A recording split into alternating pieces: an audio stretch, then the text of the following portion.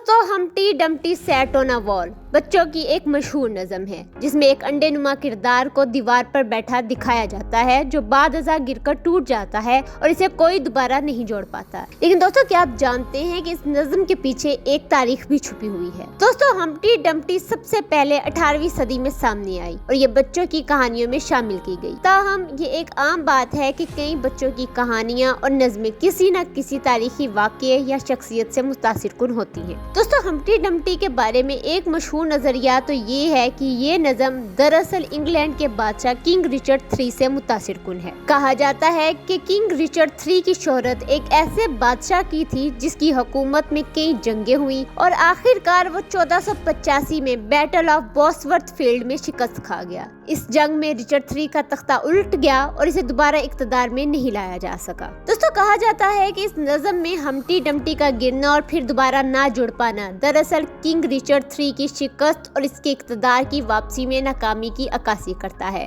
All the king horses and all the Kings man यानी बादशाह के तमाम घोड़े और सिपाही भी रिचर्ड III की फौज और सल्तनत की नाकामी का इशारा हो सकते हैं जो बादशाह को दोबारा तख्त पर बिठाने में नाकाम रहे। दोस्तों इसके अलावा इस नज़म के बारे में एक और दिलचस्प नजरिया ये है कि हम्टी डम्टी दरअसल 17वीं सदी में इंग्लिश सिविल वॉर के दौरान इस्तेमाल होने वाली एक तोप का नाम था। कहा जाता है कि ये तोप कॉलचेस्टर की जंग में एक दीवार पर नस्ब की गई थी लेकिन दीवार की गिरने से तोप भी गिरकर तबाह हो गई और इसे दोबारा नहीं उठाया जा सका। दोस्तों हम्टी डम्टी का दीवार से गिरना और फिर इसे उठाया ना जा सकना इस तारीखी वाक़े की इलामत भी हो सकता है। दोस्तों अगर तो ये नज़्म वाकई ही किंग रिचर्ड III पर मबनी है तो ये इस बात की इलामत है कि तारीख के बड़े वाक़यात को बच्चों की कहानियों में छुपाया जा सकता है और अगर हम इसे कोलचेस्टर की जंग से जोड़ें तो ये नज़्म जंग और तबाही की इलामत भी बन जाती है। बहरहाल दोस्तों ये बात तय है कि इस सादा नज़म के पीछे एक तारीख छुपी हुई है। उम्मीद है आपको ये वीडियो पसंद आई होगी और मजीद ऐसी वीडियोस के लिए हमारे चैनल को सब्सक्राइब कर लें और वीडियो को लाइक और शेयर करना ना भूलें।